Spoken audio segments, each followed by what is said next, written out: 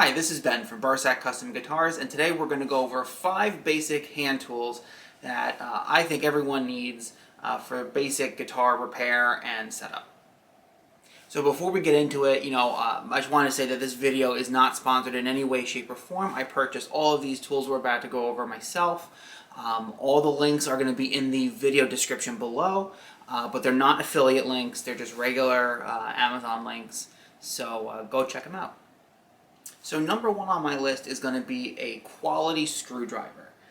The one I'm going to be recommending today is this Guitar Tech screwdriver kit from StewMac. I usually don't go for things from StewMac just because I am on a budget. I don't do this full time, and I work out of my house.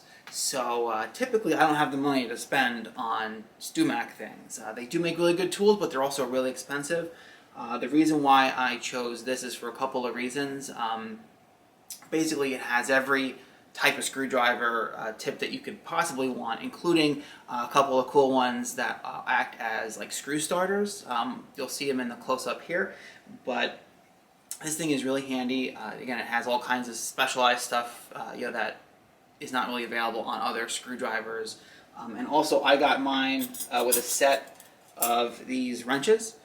These are 10, 12, 14 millimeter, 3 8, 7 16 and a half inch open-ended wrenches. It was like an extra $4 to get the kit that had the screwdriver set and the wrenches together. It was worth the extra $4 in my opinion, because these wrenches are going to be pretty much all the ones that you would need for any guitar, whether it's import or American made.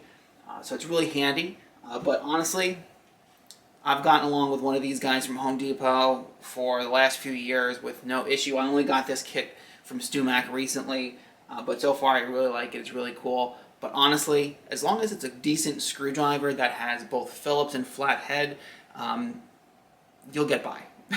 As of the making of this video, this StewMac kit is about $65 on Amazon.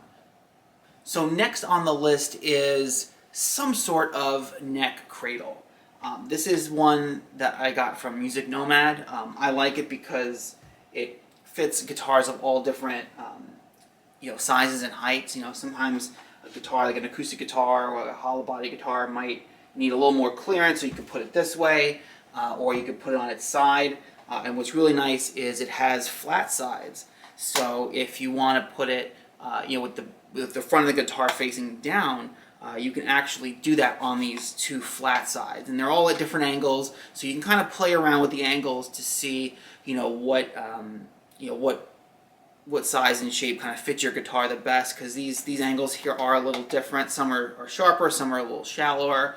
Angles for different guitars, so it pretty much should work on about everything. This is about $20 on Amazon as of this video, but you could use any quality neck cradle. It doesn't have to be the one from MusicNomad. This is the one that I like because it's not too expensive and it's pretty versatile. But as long as you have something to put the neck of the guitar on, honestly, if you're really on a super budget, you could even use like a pillow or something like that. As long as it's just something to protect the guitar, so it's not sitting face up or face down, and especially if it's a guitar that has like an angled headstock or something like that, you want to do as much as you can to protect it. So just something to put under the neck. So for number 3, I'm going to go with a quality string winder. This particular one is from MusicNomad. It's about $15 on Amazon as of the making of this video. I've had this one for a while now. It's nice because it not only works with guitar winding pegs, it also works with the bigger like bass ones. So that's really cool. Plus it has a little 10 millimeter socket on the bottom. This one's nice, has some really nice ball bearings in here.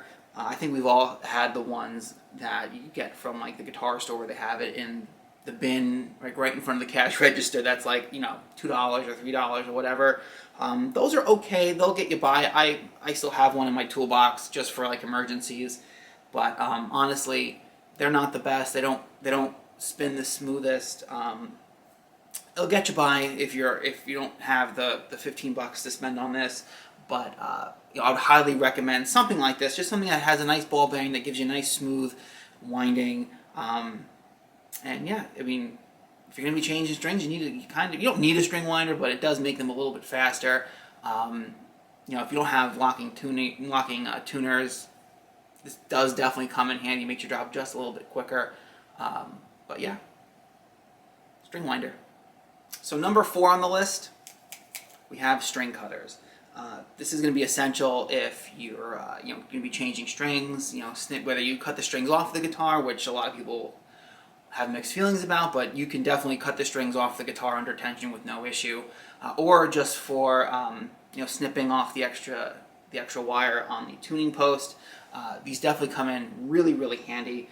This one is MusicNomad. Again, I got it on Amazon. It's about $16 on Amazon as of the making of this video. It's nice. I only honestly got this one because it came in a bundle. I got a bundle from MusicNomad that had the string winder, the Cradle, the string winder, the string cutter, and a couple other things. I can't remember. I got it a few years back. It was like 60-something bucks on Amazon. It was a little bit of a deal. It's a little bit cheaper to buy the set than it is to buy them separately, but that's really the only reason why I got this particular one. It is good. It's a little bit heavier duty for cutting through bass strings and stuff like that.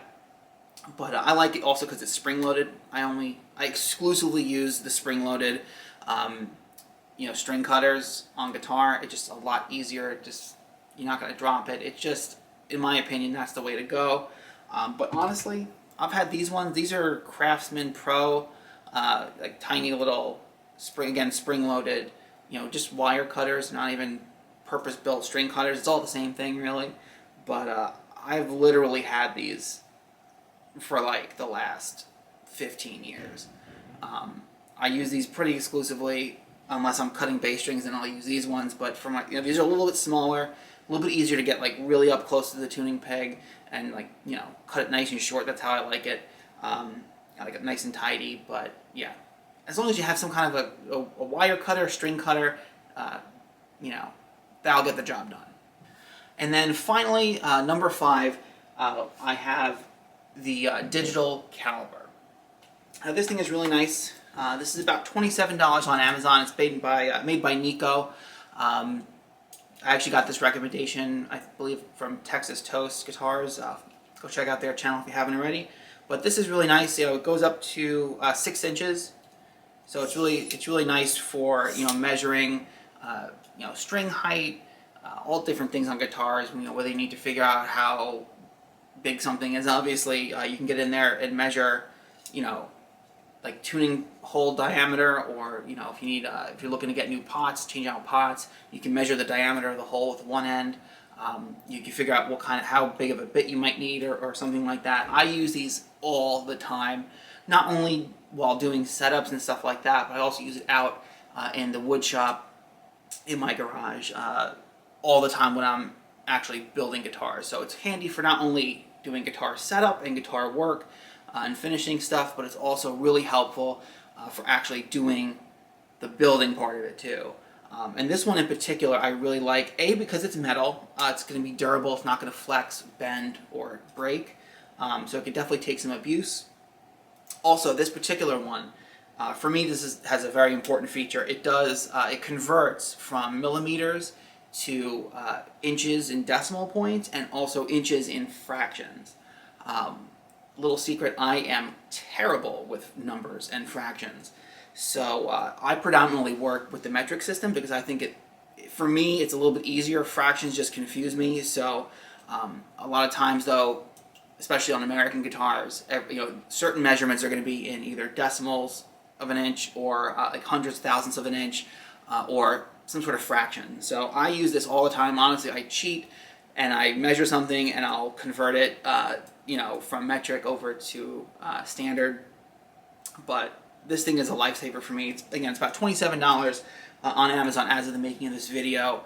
And for me, this is a real game changer. I would recommend that everyone has these in their toolbox. Plus, it comes with a nice little, carrying case. It came with 2 batteries. So far, I've had it for at least a year, I believe, this particular one. And I just recently changed out the batteries, and I use it all the time. So not too bad, battery life. But yeah, I think everyone, especially for the price, everyone should have a digital caliper in their arsenal. Alright, now here we have a bonus. I'm giving you guys a bonus because I think this is also something that's pretty essential for doing any kind of like guitar work, or modifying if you're looking to get into this kind of thing. A quality soldering iron. Now for guitar we use soldering irons and not soldering guns. There is a big difference. If you have a soldering gun that looks like has like a trigger pull on it, like looks like a gun, but a soldering gun, you don't want to use those. You don't want to use those around your guitar because there's actually an electromagnet inside them that generates the high current. That's why they heat up so quickly. So you definitely don't want to get an electromagnet anywhere near your pickups because you could definitely do some damage there and degauss the magnets on your pickups. So for guitar, we always use the soldering iron, which is like a pencil-like, looking thing. This is the one I use. It's made by Weller. It's about $40 on Amazon or so, give or take, as of the making of this video. I have a little Hakko wire mesh, like Brillo looking thing here. That was an add-on. I bought them separately and I just stuck it on here with double-sided tape. You use that for cleaning, cleaning off your tip in between your soldering work. And the reason why it's so important to have a quality soldering iron is because, yeah, you can get one, for a few bucks, $10, $15 on Amazon or wherever. But they could be inconsistent. A lot of times they don't have heat control, and they're just not extremely reliable. They'll get you by in a pinch, but this one does have a heat control. It doesn't have a like a temperature sensor. It's just like 1 through 5. I solder at about 3.5, which is equivalent to around 700 degrees Fahrenheit. That way it's just a quick little touch. You're not putting too much heat into it. You're not sitting there for a few minutes trying to get the pot or whatever you're soldering nice and hot. It's just a really quick touch, solder, done. So you're not really transferring too much heat. You're not going to damage your components that way. And then also, part of this, again, cheating a little bit, I'm counting it as one item because you kind of need all of these things to do any kind of soldering work, is quality solder. This one is made by Kester. It's a 6040 lead rosin core solder. This is what is recommended for all guitar work. You should not really use lead-free. Some places, I know outside of the US, may not be able to get your hands on the lead stuff, but if you can get it, it definitely is a little bit better. These are a few bucks on Amazon. I think that when I got them, they were like $3 a piece. I like these little packs because it's a little bit easier. I can hold it in my hand a little bit easier when I'm working. I don't like those big. You can get it like on a big roll for like $30. You would probably never need to replace it, But I like these little guys because they're a little bit more handy. And I've literally only gone through one of these so far in about the last year or so. So you don't need a lot. These things do last a long time. For a few bucks, it can't hurt. So altogether, between the solder, the iron, and the little Brillo thingy, you're probably looking at around like $55 altogether, all in for all three. So it's not too bad. Again, you could probably get away with something a little less. I didn't get this originally.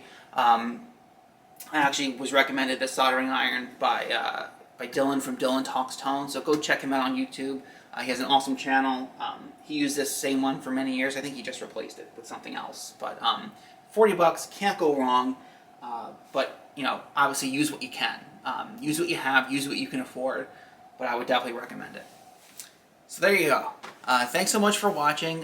Just to recap, you want a decent screwdriver with some decent wrenches, doesn't matter where you get them from. String winder, string cutters, wire cutters, same difference. Some kind of neck cradle to put your guitar on, and some kind of a digital caliper to measure all kinds of things. And then bonus is if you're doing any kind of soldering work, to get the soldering iron and all the accessories that go with it. But thanks so much for watching and making it to the end of the video. I really appreciate it. Be sure to like and subscribe and hit that bell notification. That way you'll be notified anytime we upload new content. And also check us out over on Instagram at Berscak Custom Guitars. All links are in the description below.